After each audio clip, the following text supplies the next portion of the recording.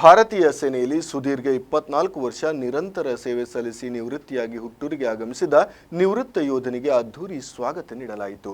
ತೆರೆದ ವಾಹನದ ಮೂಲಕ ಮೆರವಣಿಗೆ ನಡೆಸಿ ಗೌರವಿಸಲಾಯಿತು.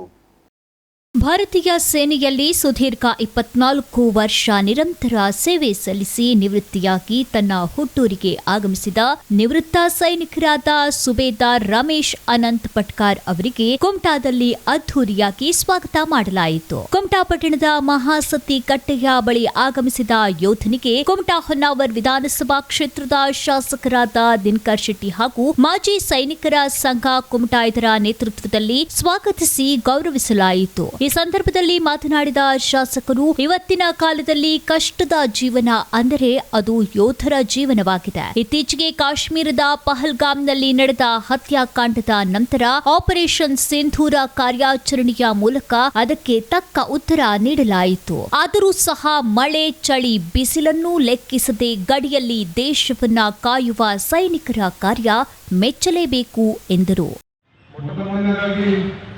ಅನಂತ್ ಪಟ್ಕಾರನ್ನ ಬಹಳ ನೆನೆಸ್ಕೊಳ್ಬೇಕಾಗ್ತದೆ ನಾವು, ಅವರ ಕುಟುಂಬವನ್ನು, ಅವರನ್ನು ಮತ್ತು ಅವರ ಪತ್ನಿಯನ್ನು.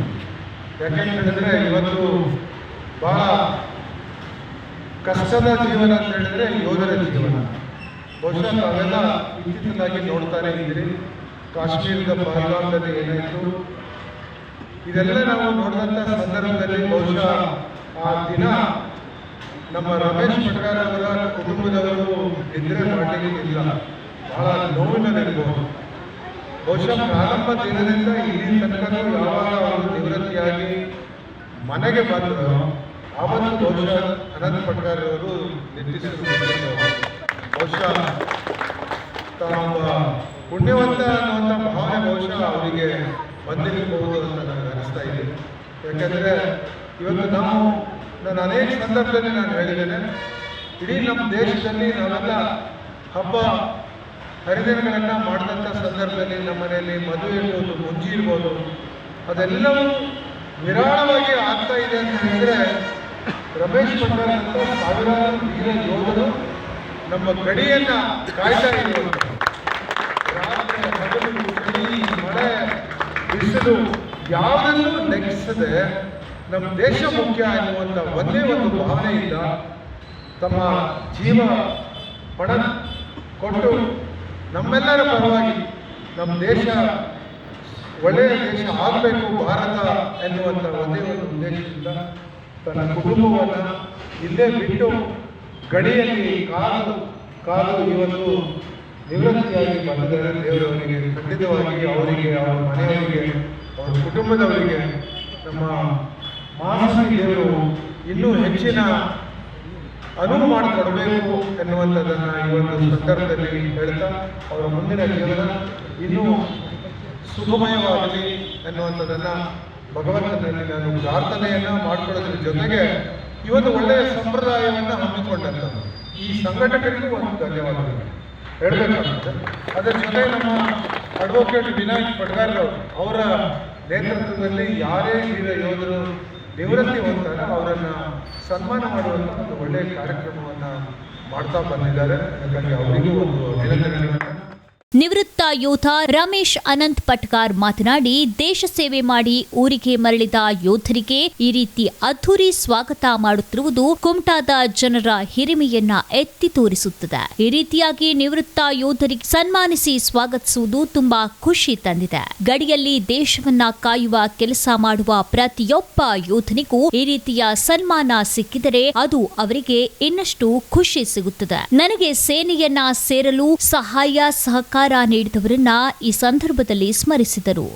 ಒಂದು ದೇಶ ಸೇವೆ ಮಾಡಿ ಊರಿಗೆ ಬರ್ತೇನೆ, ಜನ ಇಷ್ಟೆಲ್ಲ ಸೇರುತ್ತಾರೆ ಅಂದರೆ ಒಂದು ಸೈನಿಕನಿಗೆ ತುಂಬ ಖುಷಿ ಆಗ್ತದೆ.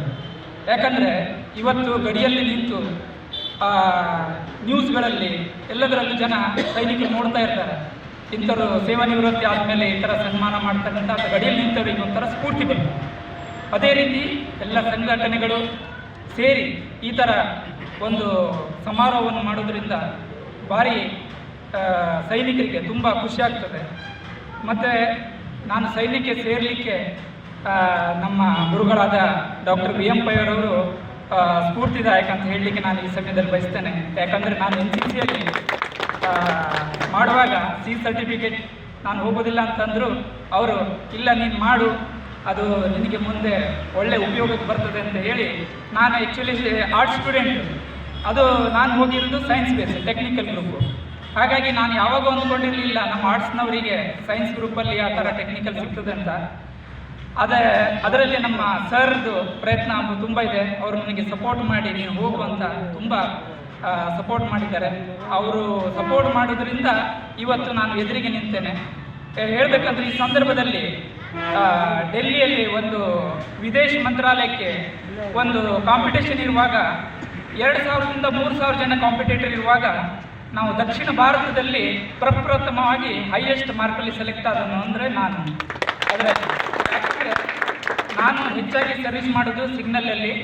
ನಾನು ಸಿಗ್ನಲ್ ಇಂಟೆಲಿಜೆನ್ಸ್ ಬ್ರಾಂಚಲ್ಲಿ ಸರ್ವಿಸ್ ಮಾಡಿದ್ದೇನೆ. ಯಾಕಂದರೆ ನಮ್ಮ ಸಿಗ್ನಲ್ಲಿ ನಾನು ಎಲ್ಲ ಯೂನಿಟ್ಗಳನ್ನು ಕಟ್ ಮಾಡಿರೋದು ವೈರ್ಲೆಸ್ ಎಕ್ಸ್ಪೆರಿಮೆಂಟಲ್ ಯೂನಿಟ್ ಅಂತ.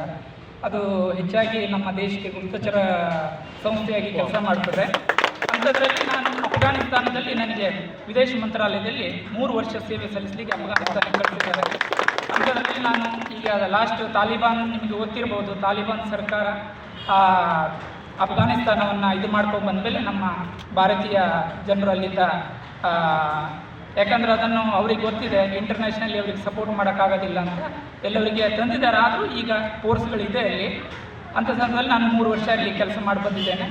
ಅಲ್ಲಿ ಕೂಡ ನಾನು ನಮ್ಮ ಕುಮಟಾದ ಹೆಸರನ್ನು ಹಾಗೂ ಅಲ್ಲೂ ನಾನು ನಮ್ಮ ಹೆಸರನ್ನು ಎತ್ತಿ ಹಿಡಿದಿದ್ದೇನೆ. ಅಲ್ಲಿ ಅಂಬಾಸಡರ್ ವಿನಯ್ ಕುಮಾರ್ ಅಂತ ಇದ್ದರು, ಅಲ್ಲಿಯೂ ಕೂಡ ನಾನು ಹೆಸರು ಮಾಡಿ ಮೋದಿಯವರಿವರೆಗೂ ನನ್ನ ಹೆಸರು ಹೋಗಿದೆ. ಯಾಕಂದರೆ ಅಲ್ಲಿ ತಾಲಿಬಾನ್ ಸರ್ಕಾರ ಅಲ್ಲಿ ಆಗಮಿಸುವಾಗ ಎಲ್ಲ ಮಾಹಿತಿಯನ್ನು ಎಲ್ಲ ಒಳ್ಳೆಯ ರೀತಿಯಿಂದ ಅಲ್ಲಿಂದ ಕಳಿಸ್ಕೊಟ್ಟಿದ್ದಕ್ಕೆ ನಮಗೆ ಅದಕ್ಕೂ ಕೂಡ ಅಭಿನಂದನೆಯನ್ನು ಸಲ್ಲಿಸಿದ್ದಾರೆ.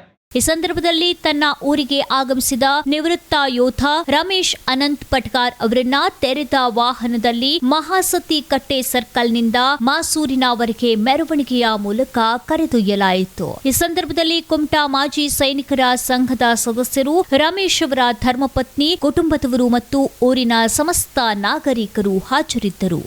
ವಿಸ್ಮಯ ನ್ಯೂಸ್, ಕುಮಟಾ.